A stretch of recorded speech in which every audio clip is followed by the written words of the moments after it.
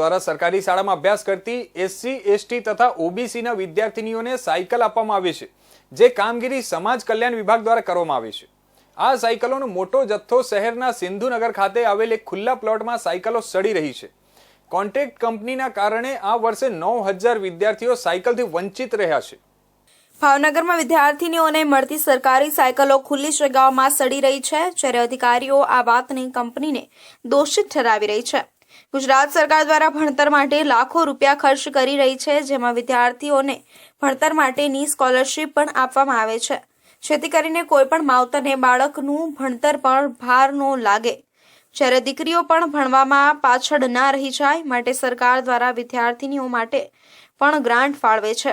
જ્યારે દીકરીઓને સ્કૂલે આવવા જવા માટે સરકાર દ્વારા સાયકલ આપવામાં આવે છે, જેથી કરીને દીકરીઓને સ્કૂલ સુધી પહોંચવામાં તકલીફ ના પડે।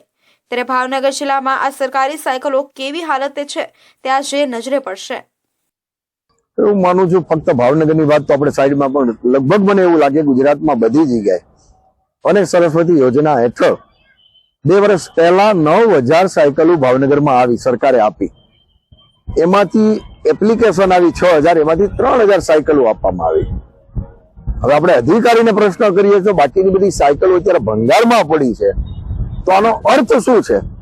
ભાવનગર સામાજિક કલ્યાણ વિભાગ દ્વારા વર્ષ 2023માં જિલ્લાની સ્કૂલોમાંથી નવા એડમિશન મેળવેલા આંકડાઓ મેળવી કુલ 9000 કરતાં વધારે અરજીઓ સાથે કુલ 9000 થી વધારે સાયકલોનો ભાવનગર જિલ્લા માટે મંગાવવા માટે અરજી મોકલી આપી હતી, જે સંદર્ભે અત્યાર સુધી માત્ર 3153 જેટલી સાયકલો માત્ર વિતરણ માટે કરવામાં આવેલા, જ્યારે બાકીની સાયકલો વરસાદી પાણીમાં ખુલ્લેઆમ ભંગારની હાલતમાં જોવા મળી હતી।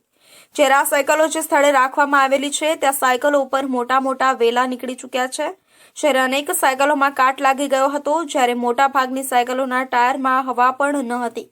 ત્યારે આવી ગંભીર હાલતમાં સાયકલો સ્કૂલોમાં મોકલવામાં આવી રહી છે।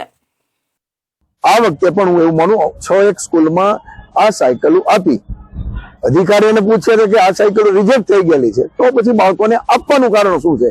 મતલબ ગોળ જવાબ આ અધિકારી શાસકો ભેગા થઈ મોટા પ્રવેશો, મોટા ઉજવવા છે, તાઇફા કરવા છે, પણ જે 6000 સાયકલ ભંગારમાં પડી છે એનું શું? હવે તો વિદ્યાર્થીને દઈ શકાય પરિસ્થિતિ નથી। અનેક સ્કૂલોમાં વિદ્યાર્થીનીઓને મળતી સાયકલો સ્કૂલોમાં ભંગાર હાલતમાં ધૂળ ખાતી જોવા મળે છે, જ્યારે વિદ્યાર્થીનીઓના નામે મેળવાતી સાયકલો ક્યારે સમયસર હવે મળશે કે પછી આવી રીતના 1 વર્ષ ધૂળ ખાઈ અને કાટ લાગેલી પડી છે, તો હવે વિદ્યાર્થીનીઓને સાયકલ મળશે કે નહીં તે જોવાનું રહ્યું।